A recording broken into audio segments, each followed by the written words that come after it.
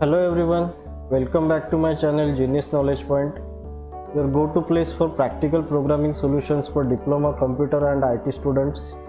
If you are stuck on any practical assignment or just want to learn how to solve programs step by step, then you are in the right place. The main purpose of making this video is to provide practical knowledge to all diploma students so that they can develop their own programs which will be helpful for their future.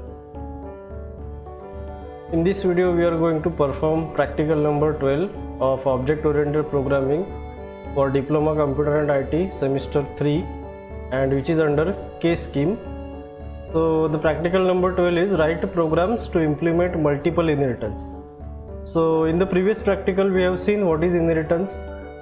And we have seen some basic types of inheritance. Let us first understand what is multiple inheritance. So we will move to the diagram.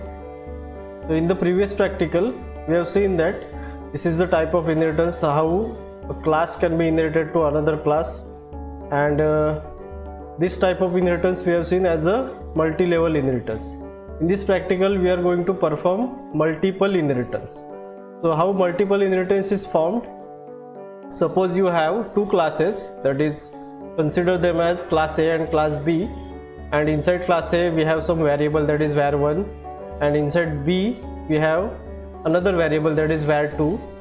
So if you are inheriting both the classes inside another class, so that will become multiple inheritance. So the class C is having properties of class A as well as properties of class B. So inside class C we have additional variable, that is var3, which is its own variable, but additionally C will have var1 and var2 also, because it is inheriting both the classes. This is how multiple inheritance is formed. So this is the basic concept of multiple inheritance.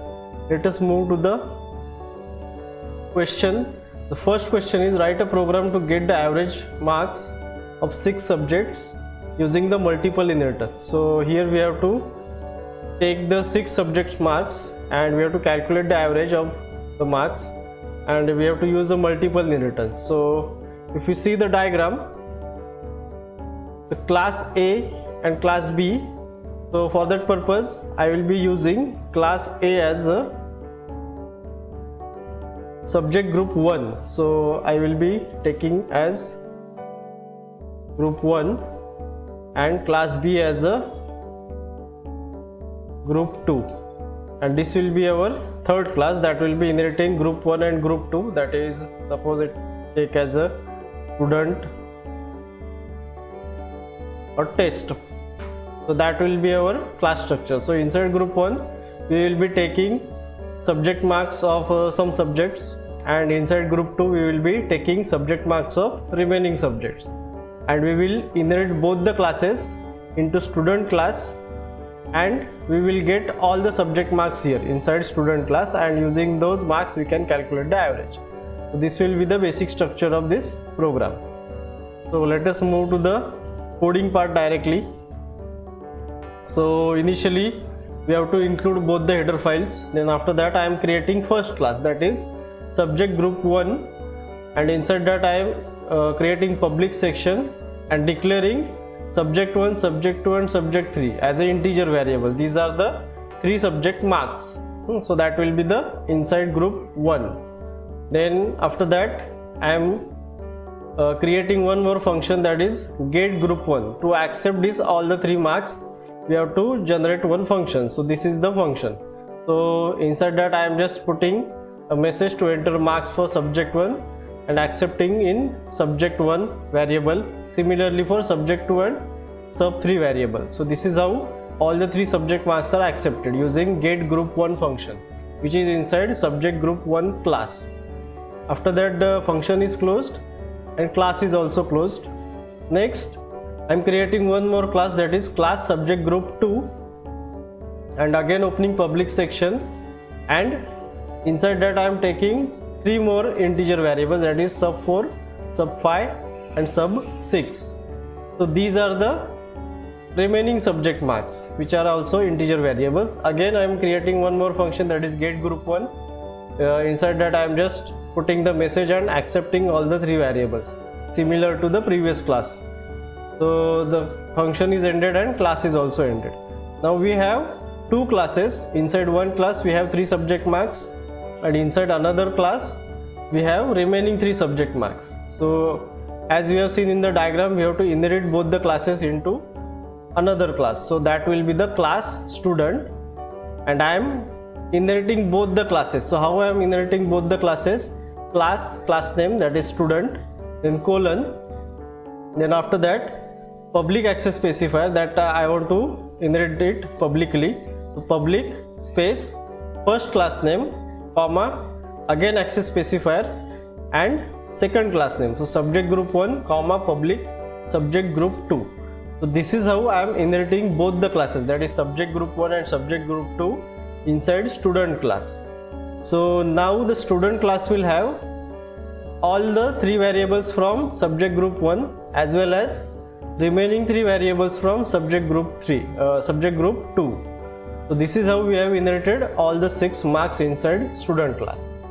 So the remaining part is to calculate average. So I am just designing one more function, that is void calculate average inside public section, and as we have all the subject marks inside student, so we can directly use the formula, that is addition of all the marks divided by total number of subjects, so that is 6.0. So all this calculation will be inside a float format, and that will be stored into float average variable, which is created inside this function. And finally after that we just have to put the output statement, that is average marks is equal to AVG, which is the average variable storing average of all the 6 subjects. So this is how the calculate average function is closed. Student class is also closed here. Moving to the main part. So inside main I am just creating object of student class, that is student. So this S is small, so both the words are different for programming. So this is the object and this is the class name that we have designed. So using this object I am just calling first class method, that is get group 1 function. So what it will do, it will accept the subject 3 marks, that is subject 1, subject 2 and subject 3. So that will be accepted using this function. And second function I am calling get group 2, which is inside second class. So it will be accepting the remaining subject marks. So all the 6 marks are accepted using these 2 functions. After that I am just calling calculate average function, which is inside student class. So at this statement all the average will be calculated and displayed here. And finally get ch is there to hold the output screen, and return 0 is there as the main is having integer return type, and the coding is complete here. So selecting all code, copying it, going to compiler, pasting it there, then running the code. So it is asking me to enter the subject 1 marks. I am just entering something. Then subject 2 marks, subject 3 marks, 4 5th subject marks and 6th subject marks. So finally all the marks are accepted and calculate average function has run here, and it is showing average marks as 72.1667. So the calculation is done properly and it is displayed using the calculate average function. So this is how we have completed the first question using multiple inheritance. Now the next question is, which is under practical related questions. Write a C++ program to calculate the area and perimeter of rectangles using concept of inheritance. And the diagram is given here. So inside diagram we have given 2 classes. First class is area class. Inside that class we have one function, that is area function, and the second class is perimeter class. Inside that we have another function, that is perimeter function, and all the both the classes are inherited into third class, that is rectangle class. And inside that the data members are given as length, breadth, and the functions are given as void get data and void display. So this is how we have to develop the structure using multiple inheritance. So first we have to create first class, then second class, then we will be inheriting both the classes into rectangle class, and the given data members that we have to take and the given functions we have to design. So directly moving to the coding part, as given in the diagram, we will create the first class, that is area class. So initially we have to include both the header files. Then I am starting the definition of class area. So class area, opening a curly bracket, inside public section, as given in the diagram I am directly designing the first function, that is void area, and as it is the area for rectangle, we have to pass two parameters, that is length value and breadth value. So I am just taking two integer parameters here. Then inside the function I am calculating area as a is equal to x into y, that is the multiplication of both the parameters, and finally printing that area value using cout statement. So this is how we have just calculated area. We have designed the area function and we have taken two parameters and we have calculated area value using those parameters. So the function will be closed and the class is closed here. Next, moving to the second class as given in the diagram. So that is class perimeter. Again inside public section, creating one more function, that is void perimeter, which is given in the diagram only.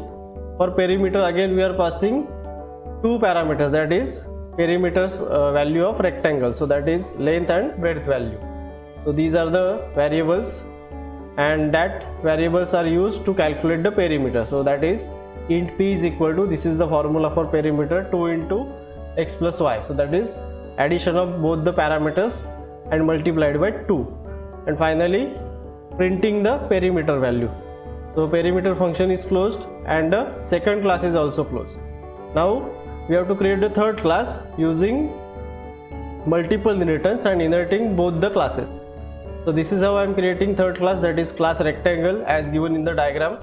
Then class name, which is a rectangle, colon, then access specifier I am taking it as public, then first class name, that is area, comma, again access specifier and space, second class name. So the statement will be class rectangle colon public area comma public perimeter. So this rectangle class is inheriting all the properties of area as well as perimeter. So inside rectangle we will be having both the functions, that is area function as well as perimeter function. Next, moving to the declaration part, that is int length and breadth. As given in the diagram we have to declare two variables. Then after that I am opening a public section. Inside the public section I am creating one more function which is given in the diagram, that is void get data, and inside that I am just accepting length and breadth values, that is enter length of rectangle accepted into length, then enter breadth of rectangle accepted into breadth value. Then the get data function is closed. Moving to the next function, that is void display. Again inside display function I am displaying the length of rectangle, that is length value, and breadth of the rectangle and breadth value is displayed. Then finally calculating area and perimeter using the area function and perimeter function, and inside both the functions I am passing length and breadth value which is accepted inside rectangle class as a parameter. So the length and breadth values will be copied to x and y, it will calculate the area and display that area. Similarly it will be copied to x and y for perimeter function and the perimeter will be displayed. So at these two lines we will be having area and perimeter as output. So this is how the display function is completed, and finally the class is closed. Then moving to the main function, then void main, then inserting clear screen to clear the output screen, creating one object of rectangle as rectangle r, then calling the function r.getData, so it will be accepting length and breadth values, and finally calling the display function, that is r.display, which will display the length and breadth value as well as area and perimeter. So this is how all the functions are called. Finally getCH is there to hold the output screen, and finally main is closed, coding is complete. So just selecting all, copying the code, going to compiler, taking new file, pasting the code here and running the code. So it is asking me to enter the length of rectangle, I am entering 20, then breadth of the rectangle as 30. So it has calculated, first it has displayed the length and breadth values as we have entered those, and it has calculated the area and perimeter. So it is calculated it using area function and perimeter function, which is inherited from both the classes. So this is how we have completed this question also, which is regarding this diagram which is given in the question directly. And also the practical number 12 is completed, which was having multiple inheritance concept. So that's it for today's practical. I hope this helped you understand the solution clearly. Code for this practical is available at the link given in the description. If you found this video useful, don't forget to like, share and subscribe to my channel for more such diploma level programming solutions. If you have any doubts or need solutions for other programs, drop a comment below. I will be happy to help. And hit the bell icon so you never miss a new video. Thanks for watching and happy coding.